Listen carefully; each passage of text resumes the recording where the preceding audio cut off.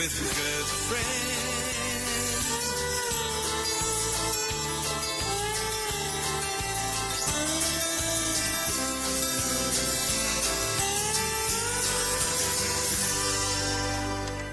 There he is, the man himself, Keith Potger, Good Friends, from his album of a couple of years back now, Secrets of the Heart, and I reckon if I press this button here, I'm going to be able to say good morning to Keith Potger. And good morning to you, Rob, and to your listeners. Good to chat with you, mate. Firstly, Happy New Year to you. It's been a while since we've caught up. You well? Indeed, yes, I'm really well, and compliments of the season to you too. Thank you. Yes, it has been a while, Rob, but I've been travelling around a bit, as you probably know. I do know that. In fact, you're currently in, let me confirm, are you in Tamworth at the moment? Right in Tamworth, and we did one show yesterday, and we've got another one coming up on Thursday. Before we start heading southwards. Well, let's talk about the new show, Keith, When Aussies Ruled Brittania. What a fantastic concept, and I'm sure it's going to be an absolutely magic production. Quite simply, it's about yourself and Frank Garfield getting together, talking about those times to an era when life was much slower and simpler, and, of course, the music of that era too, Keith. Yeah. Debuted on the weekend?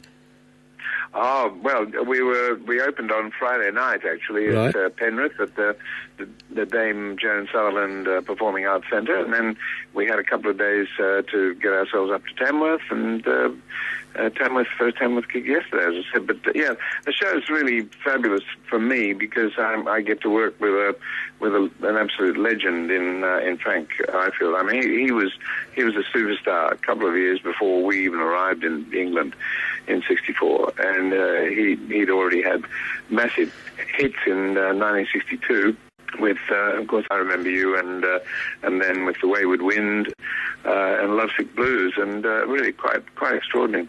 Wow. How did the concept come about, Keith? Well, the producer of the show is a gentleman by the name of Tracy Dan, and he had been working with Frank maybe a couple of years ago.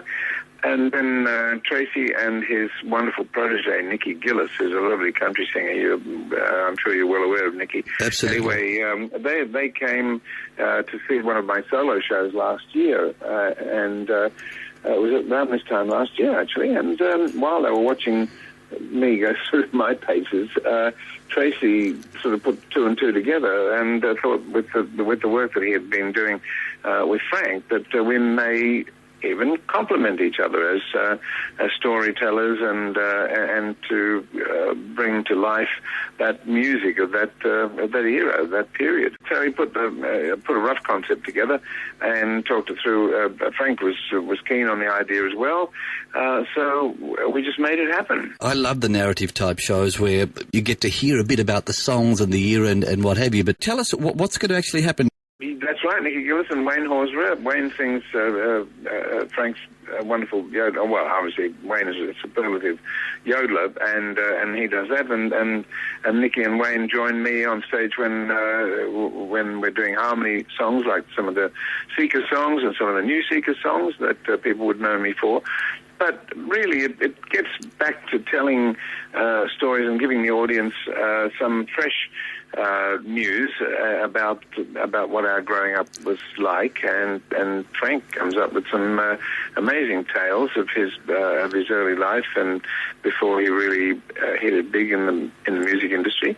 And I still have some stories about my life and times before the Seekers hit it big. And of course, there are some Seekers stories as well, and some Seekers songs and new Seekers songs. So we cover a lot of music and a lot of wonderful tales. Well, I'm sure there would be. And any goss you can share with us, Keith? No.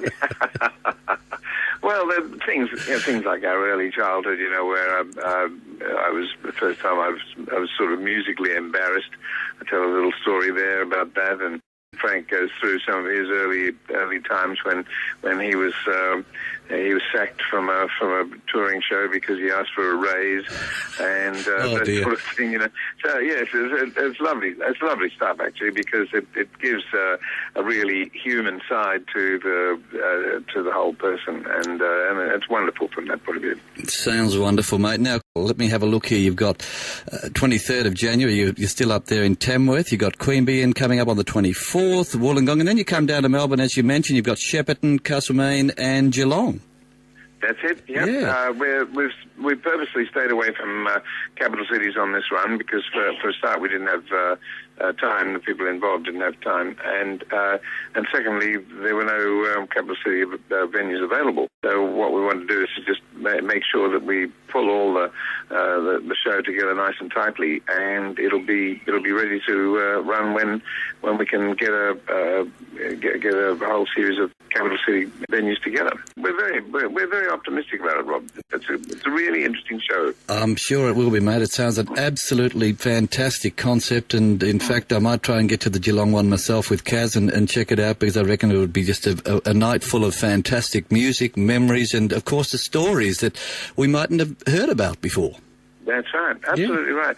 Yeah, and for people who are obviously on the Geelong side of Melbourne, it'll be an easy doddle to go down to the drama theatre there. That's on the 1st of February, and it'll really be great fun. We had some wonderful feedback from some of the technical people yesterday in Tamworth who, you know, they've seen it all, and they were of the opinion that this style of show that we're doing is unique, and it's different from the shows that you mentioned before, like the John Denver tribute and things like that, because this is not a tribute show. These are the real people. Absolutely. And and it's one of those wonderful atmospheres that comes from employing or having the real people actually telling their story and singing the song. Yep. So from that point of view, it's really a lovely production.